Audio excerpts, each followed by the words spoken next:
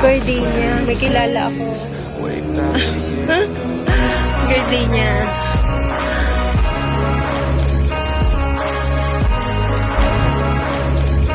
Morning. It's around 9:15 a.m. September 7 and today ang flight namin going to Kuala Lumpur, Malaysia. So, pagdating namin here sa NAIA Terminal 3, first thing first is to pay our travel tax worth 1,620 pesos per pax. And katabi ng counter ng travel tax na ito is the AirAsia Airlines, wherein dito kami nag-book ng aming flight. So, gawin namin is to line up for check-in and bag drop. And so far, wala din naman kami nag-excess. Actually, sobra pa nga maluwag kasi anticipated nga namin na nagbigay kami ng enough room space para sa aming luggage if something na meron kaming bilhin. So, smooth naman yung mga bawat line na pinuntahan namin kasi so far at this moment, hindi masyadong maraming passengers at hindi ganun karaming tao sa NAIA Terminal 3. Maybe because kasi nga katatapos lang ng bagyong Enteng. So, possible konti lang talaga yung bumiyahe. Then, after syempre manang check-in at bag drop, dumiretso na kami sa immigration process tapos custom. So, lahat naman ng requirements dala namin, even yung e-travel. So, ang experience sa immigration is malabog naman, okay naman, smooth naman. Ang tanong lang sa akin is sinong kasama ko, which is my daughter, then ilan araw sa Kuala Lumpur at kailan lang yung balik. So, yun lang, ganun lang kadali. Then, ganun din yung halos tanong din sa anak ko. Hindi ako tinanong about sa work ko o ano man kasi housewife naman talaga ako. And no work, so hindi ako hininga ng any documents about it. Then after nun, so malawag pa yung oras namin since ang flight namin ay around 1:15 p.m. pa. So more or less mga 2.5 hours pa kaming tumambay at naghanap ng food kasi nga plano namin dito nag-lunch and magmerienda before departure since ang possible na lapag namin sa Kuala Lumpur ay hapon na around 5:15. Since visa-free ang Malaysia for all Filipino passport holders or Philippine passport holders ay visa-free. So, ang mga requirements lang na niready namin is yung round-trip ticket from Manila to Malaysia and Malaysia to Manila. Ang hotel bookings namin for 4 nights since 5 days kami doon. And itinerary, passport, tapos pag-register sa Philippine e-travel, saka MDAC or Malaysian and Digital Arrival Card na kailangan i-present pagdating sa Malaysian airport. So, yun lang naman. And I will share to you also yung mga expenses namin during pre-departure pa lang. So, ipopost ka na lang kung ano-ano ba yung naging expenses namin. So, while waiting, ayan, malapit na rin kami mag-board. And finally, boarding na, even if medyo delayed kasi supposedly 1:15 ang flight, pero past 1:30 na. So, medyo may delay yung flight namin. Pero happy pa naman kasi maganda naman yung weather today. Tapos na ang bagyong Enteng, hindi masyado naka-apekto yung habagat today. So, hopefully hindi ganun karaming turbulence na aming mararanasan during our flight. So, see you soon na Kuala Lumpur, Malaysia. Kaya be? Dami mong dala.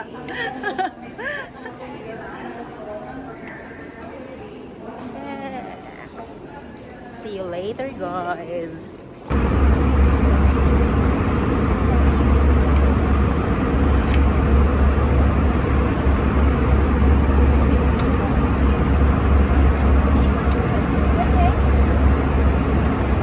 International Airport, Terminal 2. Local line is 5:15. Specific please remain seated. You may now use your mobile phone or tablet in flight mode or connect to your mobile network. Do be careful whenever your vehicle's power on and please ensure that you have all your material before the aircraft. It was a pleasure having today and we Welcome to Malaysia, Kuala Lumpur. Just arrived. So, straight ahead, immigration. Straight ahead lang tayo. So, diretso lang. May mga signage naman. Sundin lang natin yan. So, immigration, baggage claim, arrival hall. Diretso lang. Escalator tayo. So, mataas.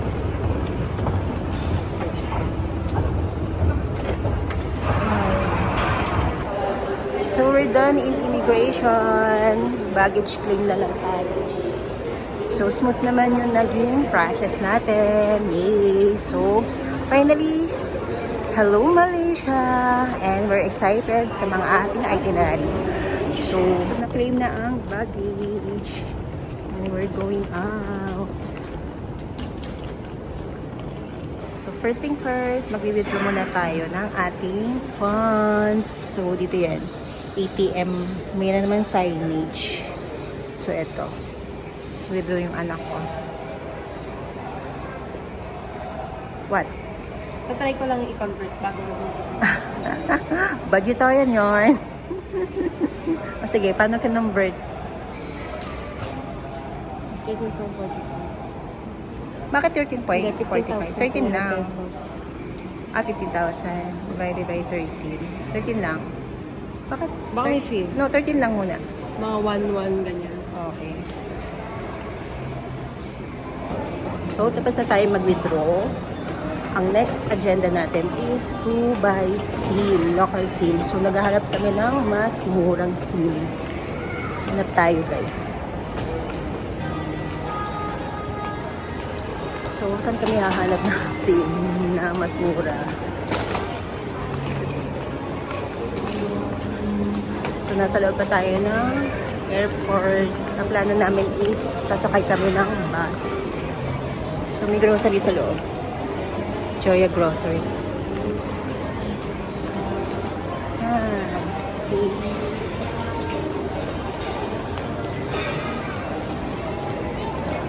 So, nakalagay naman dito, nasa level 2 tayo.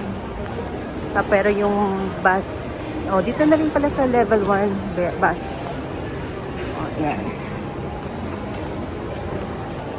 So guys, dito kami bumili sa Traveler SIM for 5 days lang tayo. So worth 35 ringgit. Pag 1 month siya, 40 ringgit. Ganon siya. So dito tayo bumili at pinakabit na rin natin. So ang next agenda is sumakay ng bus. Since nasa na rin naman tayo, level 1. So dito ang sakay ng bus and car rental. So bus tayo going to Kuala Lumpur Central Station. So, yun yung next natin gagawin. So, see you later, guys. Mamaya na lang ako mag-update sa inyo kung ano mga nangyari sa ating pre-departure experience and during our flight until sa immigration, custom at until ngayon. So, see you guys later. So, change of mind. Mag-Clia Express na lang daw kami para mas mabilis. So, babili tayo ng tickets.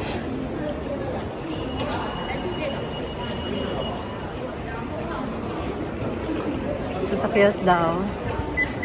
Pick by first travel to Clia. Central. Yes, KL Central. Single trip. Okay, proceed. Then, magkano siya? 110. Credit card? 110 dalawa na. Oo. Credit card? Debit card. Sige, babayaran ko na lang sa'yo. So, gamit siya ng credit card. Note mo na lang, Bea.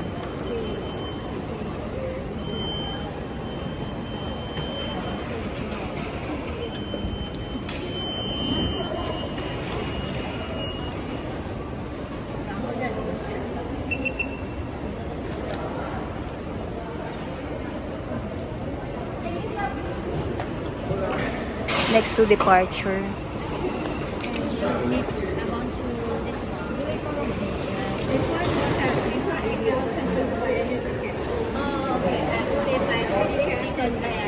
So, lumabas na siya. Anong oras tayo? Okay ba yan? 1 p.m.? Ano oras tayo? Next to departure. 6:35. Ano oras na? 将近220了。我刚看价格了。 What time is it? So, ito yung aming ticket. 6:35. So, mayroon kaming 10 minutes to go inside. Let's go. So, let's go. Ayan o. Platform. Wag transit, express lang dapat. Para dire-diretso. So, dun tayo sa Violet. So, ito yung ticket natin. Worth 55 Malaysian ringgit. So, ang oras natin ay 6:35. So, yung dito tayo sa Clia Express. Kasi yung sa kabila yung transit. So, non-stop siya. So, 6:20. Ano oras na? 6:27. 6:35 pa. So, may mga ilang minutes pa tayo mag-wait para makasakay.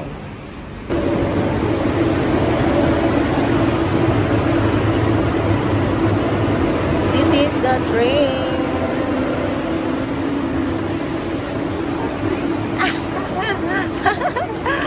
Sa ibang platform pala. Sorry. Takbo ka na eh. My God. Takbo tayo guys.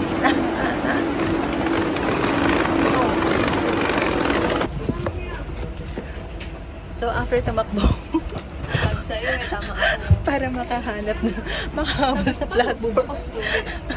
Posted. Takbo pa more.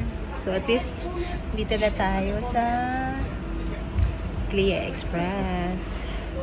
Gutom na kami guys. Sobra. And that's like that. First ride here in Malaysia.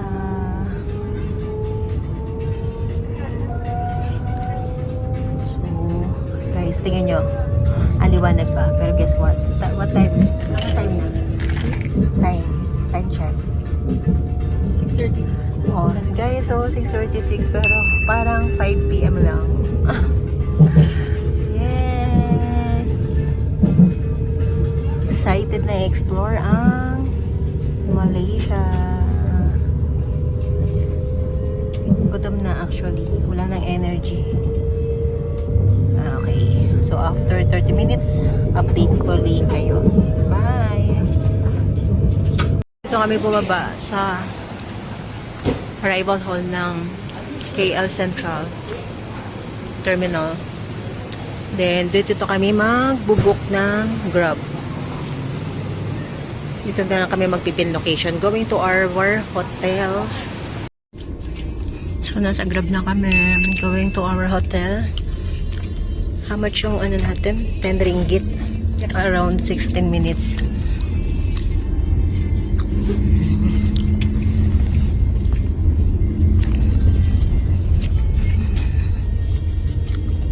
Gutom na kami.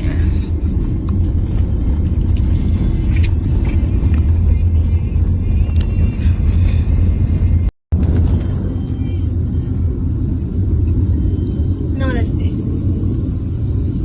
Best na. 35. 7:25. Time check, 7:25 PM. Fairness, maliwanag pa rin. Sa atin kasi pag gantong oras, mga 6 o'clock pa lang, di ba?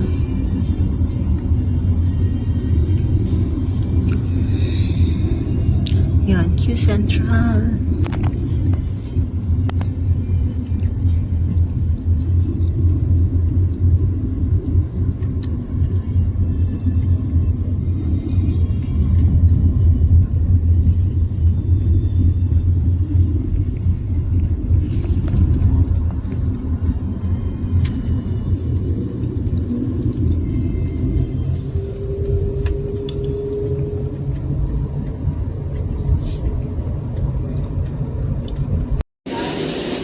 Dito kami kumain sa tabi ng aming hotel. Sa siyang Chinese food. Kasi pagod na kami, so mas pinili muna namin na makakain agad-agad. So, pagarang hassle-free, hindi na kami maglakad. Dito na kami kumain. Nagre-range ng 13 ringgit to 14 ringgit ang per meal dito. Sa pera natin, basta kasama na yung drinks namin, nasa 200 plus something. Less than 220, ganun yung pricing nila. Chinese food. So, ito yung meal namin. Milk ko pala, braised chicken, worth 12.9 ringgit. Tapos ito, Pepsi. Ang weird lang ng lasa. Parang walang sugar. Wala naman nakalagay na Coke Zero, Pepsi Zero. Hindi siya matamis. Para ako may inom ng walang sugar. Ganun. So, let's eat. Ito kami kumain, Chinese cuisine. So, ang naging bill namin ay, yung sa akin ay 18.4, no? Yung bill ko. Sana ko ay 17 point something. Tapos, nandun na agad yung hotel namin. Ang lapit lang. Ayan. Tapos, sa tapat niya ay mayroong Filipino restaurant. So, ngayon naman, hanap kami ng convenience store na malapit para naman may stock kami before going back to our hotel. Tapos, meron din ditong toffee. The toffee. Ayan. So, lakad lang muna tayo. Hanap tayo ng convenience store. So, while checking the vicinity ng ating lugar. So, ayan. Lakad lang tayo. So, medyo gagamit na mga 9 PM na. Yung oras niya. Naambon? O nga. Tingnan natin saglit. Ano ba sabi ng Google? 5 minutes kaya tama naman. Okay. So, lakad tayo. Lang dito sa street dito na maraming parang mga nakatambay sa mga gilid-gilid.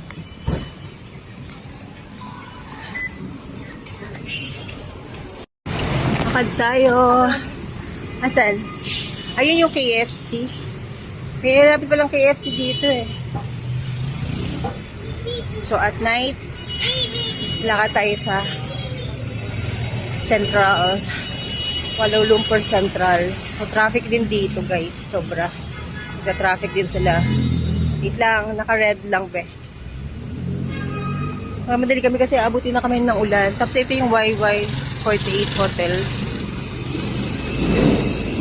Ito yung LRT nila. Para lang tayo nasa Pilipinas, no? Yan. So, mula dun sa hotel namin, mga 5-minute walk daw. Pwede kaya? Ay ka na. Nag-green na naman, be. Don't worry. Nag-green naman. Ay, may Watsons din. Ay, may KFC.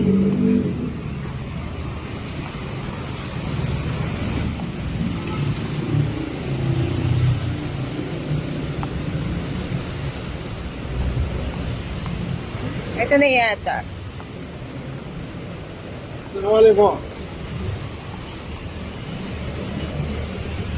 So, dito tayo sa KK convenience store. Magta-try kami ng anong pwedeng bilhin para may makutkot kami sa hotel. So, number 1 is walang Yakult.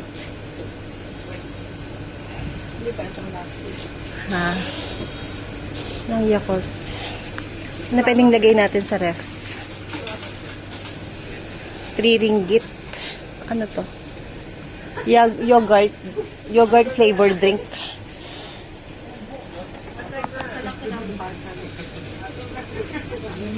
Green tea. So, yan. Try tayo. Cup noodles. Baka sakali. Ayun, be. Yakult. Be. Ito, Yakult. Ayun, Yakult. Ayun, kuha ka.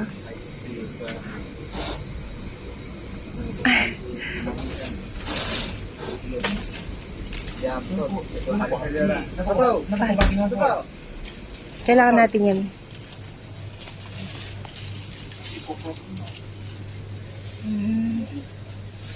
Sige, try natin. Malays. Para in case.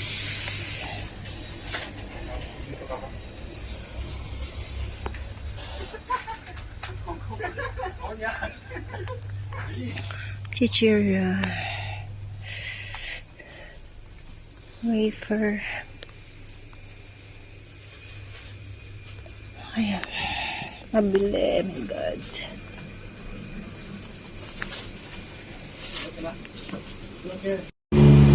So, tinapay. Uy, may gardenia. May kilala ako. Gardenia. Oh my God. Di ko kilala. I am Landy. King Vanilla. Pizza. Ano? Yung kainin, ano natin, tinapay. Butter sugar? Banana cake. Ang laki nga lang. Ilan? Gano'n ka na? Walang fresh yun. Okay na siguro yun, isang peraso. Ang kuripot ng kasama ko. O gusto mo, ganito na lang. Classic kaso walang lasa. Ano to? Ganun lang. Chocolate or toast. Eto, butterscotch. Ayoko ng butterscotch, matamis. Ano? Ano mo muna?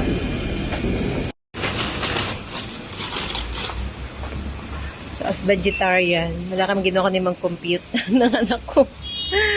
Grabe. A little bit pricey here in Malaysia. So, kailangan mag-budget. Magkano be? 21.50. 0.5. Hi guys!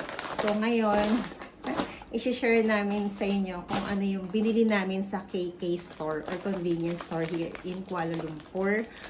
Ang KK Store dito ay katumbas na sa atin ay parang 7-Eleven.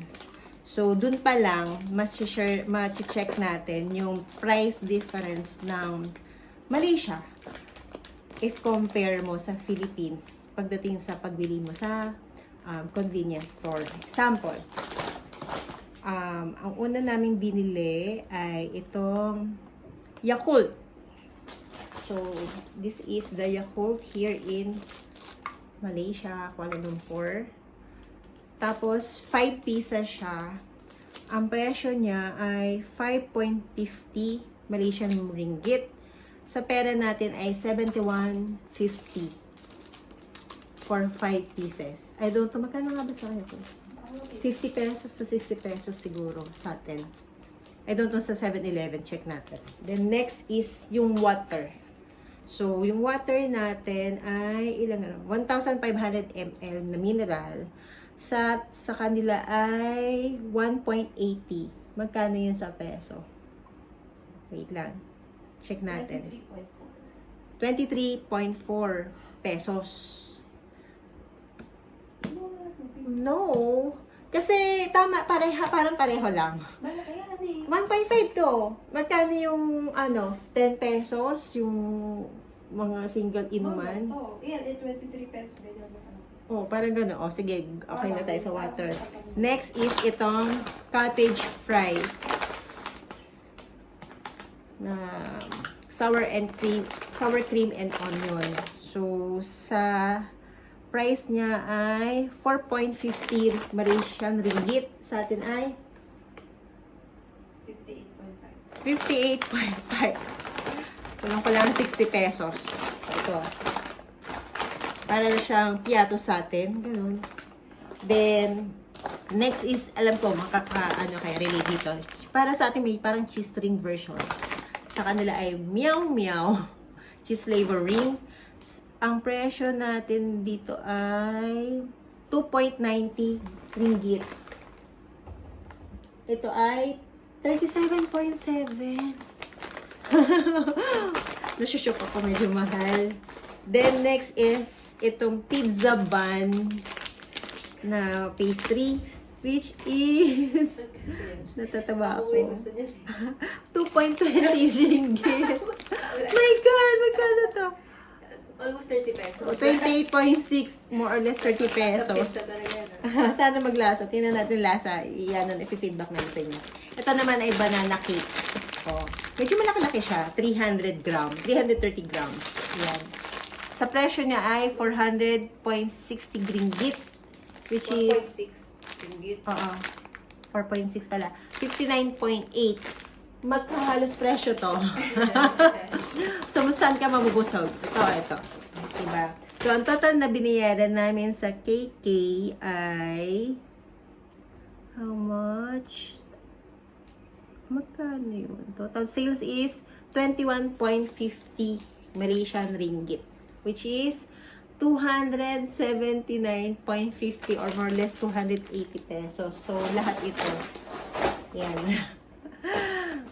So, sa itong to. Pero parang nasa Pilipinas ka rin. Pero, tingnan natin yung quality eventually.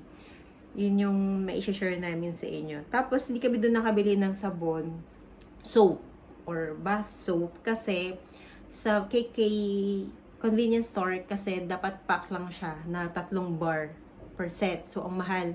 Ani naman namin yun. So, naghanap kami sa ibang mini grocery nagbebenta ng single bar. Na ang presyo niya, na para siyang, ano ba?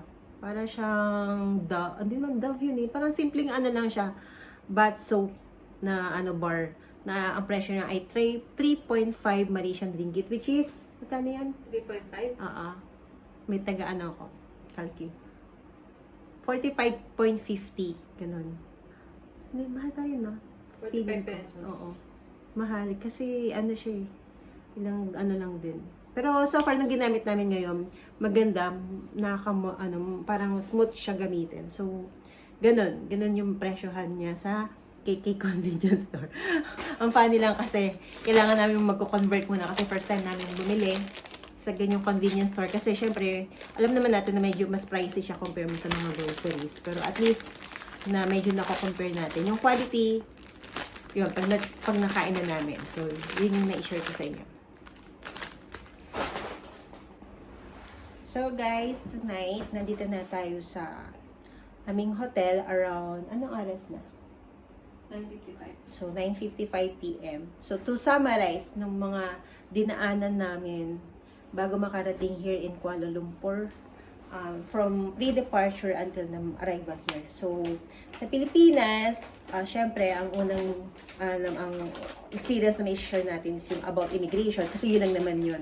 Yung usually ang concern lagi ng immigration. So, this is my second time around na mag-international travel. First is yung last year, by October yon, Japan, which is Osaka. And this is the second time around na ang kasama ka naman ay daughter ko na here in Kuala Lumpur for 5 days. So, sa immigration, ang tinanong sa akin, kasi yung linya namin, hindi kami nagkasabay sa isang counter, so maghiwalay kami. Pero, pero eventually, nagkatabi din kami.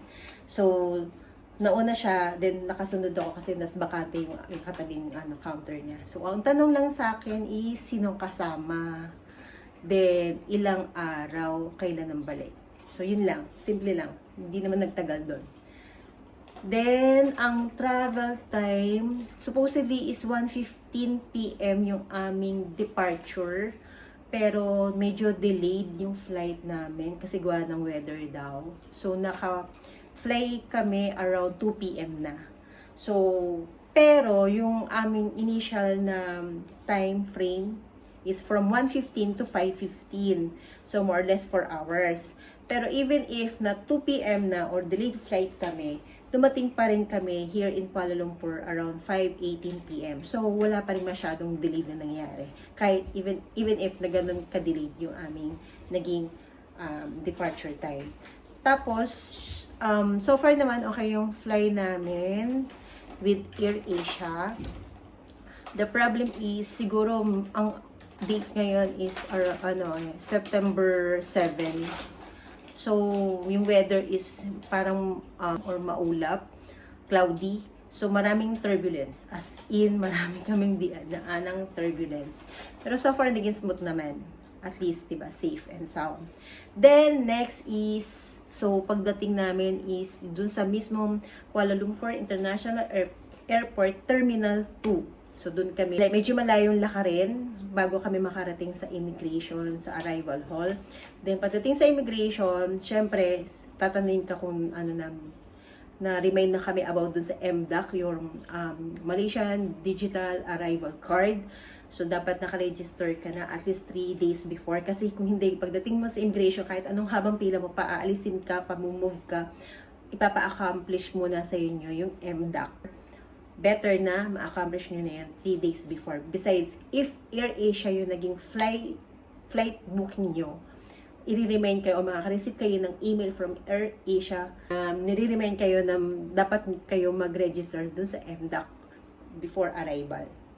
So, pagdating namin doon, since naka-accomplish na kami, doon sa immigration, pimila kami, so hindi na nasunod yung magkasama kami ng daughter ko. So, nangyari dito ako sa left side ng immigration siya, mga ilang counter pa or window, doon siya sa kabila. So, hindi kami nagkasabay. So, nung turn ko na, ang una is yung camera, then pinag-fingerprint ako, then ang unang tanong is, solo ba raw ako? Sabi ko, hindi. I'm with my daughter. Then sabi niya, nasaan? Sabi ko, nandun sa kabila, sa ibang napuntang window. Then sabi niya, okay. Tapos sabi niya, kailan nang balik? Or alis sa Malaysia? Sabi ko, September 11. Tapos, ang sumunod na tanong niya is, anong gagawin here? Sabi ko, tourism. Then, tinanong niya ulit ako again, na gano'n naman katagal here in Malaysia. Sabi ko, 5 days. Then, ang tinanong niya sa akin, can I see your, yung booking ko na flight na pabalik? So, pinresan ko sa kanya yung soft copy ko. Then, that's it. Nakalabas na kami. Then, after nun, ang sumunod naman is sa custom. So, x-ray lang naman yung bagahe, parang sa Philippines. Then, pagka x-ray na, okay na, go na. Then, paglabas namin, ang una naming hinanap is yung SIM. Pero hindi agad nga pala kami nakabili kasi kailangan muna namin magkaroon ng Malaysian ringgit. Although ako meron na. Kasi nag-currency exchange ako sa NAIA pa lang. So, yung daughter ko nag-withdraw. Then, before kami bibili ng SIM. So, based dun sa kanyang withdrawal, halos ganun din yung presyo niya, yung exchange rate na 13 times mo sa 13 yung isang Malaysian ringgit. Tapos, bumili ako ng SIM card. Good for 7 days yun na around, magkano ba? 35 ringgit, which is parang 400 something. Good for na yun. So, ang ginawa namin, ako muna bumili, then i-share na lang siya sa akin. Hotspot na lang. Then, after nun, initial plan is magbabas na lang kami going to Kuala Lumpur Central Station. Pero, na-realize namin na medyo haggard na, pagod na. Tapos, kung magbabas kami, baka ma-traffic. So, yung biyahe, probably, pwede bumabot sa 1 to 1.5 hours. So, ang ginawa namin, nag-Clia Express na lang kami. Which, ang presyo niya is 55 Malaysian ringgit per head, per pax, one way lang. So far naman naging maganda yung namin. Smooth talaga siya, mabilis. Pero yung from Terminal 1, may additional hinahinto na isa lang, which is from Terminal 2 pala, may isa pang stop na which is Terminal 1, then until dire-diretso na hanggang KL Central. Unlike kung ang sinakyan mo ay Clia Transit, may dalawang klase yan, Clia Express and Clia Transit. Yung Clia Transit may different ilang stop pa bago ka makapunta sa KL Central. So, mas mabilis siya. Kami mga 40 minutes, ganun. Kasi may stop nga, hindi naman agad-agad na 6:35 imalis kasi nagsakay pa, then huminto nga sa Terminal 1. Then, after nun, sumunod naman is, pagdating naman sa KL Central, sumunod naman namin is nag-book kami ng Grab going here sa aming hotel, which is the Arena Luxury Hotel dito malapit sa may Chinatown. Ang presyo sa amin, nag-Grab kami, ang presyo ay nasa 10 Malaysian ringgit, which is more or less ay 130. So, good for 2 packs na yun kasi dalawa kami. Kung hatiin natin, nasa 65 pesos lang. So, mura na siya from KL Central, which is more or less 16 minutes drive away from the KL Central Station. ang medyo hassle lang is pagdating sa sa medyo malapit na sa Jalan Street kasi kaya yata kami, parang Jalan Street yung name ng ng street ng location nito ng hotel na tinitigilan namin. Medyo traffic. So yun yung medyo hassle lang. Then pagdating about naman dito sa hotel is okay naman, smooth naman yung pag-check-in namin. Then tomorrow na lang yung sa next video na lang natin yung full tour ko kayo and yung reaction naman namin or experience namin here sa hotel na ito, which is the name is Arena Luxury Hotel. So ang maganda lang dito yung location talaga kasi na malapit ka sa different tourist spot. Then initial reaction. The initial reaction is mahal. Medyo pricey ang ang mga bilihin. Sa transportation, hindi. Kasi, as in talagang competitive yung Grab price nila. Pero alam ko may AirAsia app din, na parang Grab din, na mas mura. Pero hindi pa namin natatry. So, tinry lang namin yung Grab. So, for namumurahan naman kami. Saka mas convenience siya. So, parang feeling namin baka dun kami magpo-focus sa Grab. Kasi kung pero tatayin din natin mag-LRT. Kasi inaiwasan, pag medyo, ang problema kasi pag nag-Grab ka naman, o yung rush hour, medyo traffic na. So, yun yung magiging, hassle naman. So, let's see. Pero yung initial reaction namin, yung weather niya para siyang Pilipinas. As in, parang nasa Pilipinas ka. Ganon. Tapos, yung ambience niya, yung feels niya, para ka rin talaga nasa Pilipinas. Yung mga itsura ng mga tao, yung locals, mostly, para ding mga Pilipino. So, hindi lalayo sa kulay natin, sa features natin. Kasi, parang hindi naman nalalayo yung talaga. So, parang nasa Pilipinas ka pa rin. So, yung first reaction natin. Parang hindi ka nasa abroad. Ganun yun. Although, pag nagsalita na, so, iba na yung language. Saka yung culture, medyo iba. Yung pananamit. So, tapos yun medyo yun nga lang, medyo pricey. So far, ito muna yung first vlog ko na na-share ko sa inyo. So, see you sa mga next upcoming na vlog ko pa na i-share ko ano yung mga pupuntahan namin, like Bato Caves. Siyempre, as a first timer, i-share natin o pupuntahan natin yung mga talagang tourist spot here and we'll give you some feedbacks from us na as based sa experience namin kung ano ba yung na-feel namin o ano ba yung real scenario na magaganap. So, yun lang guys. So, see you soon. Ito na muna yung ating first vlog. Bye for now.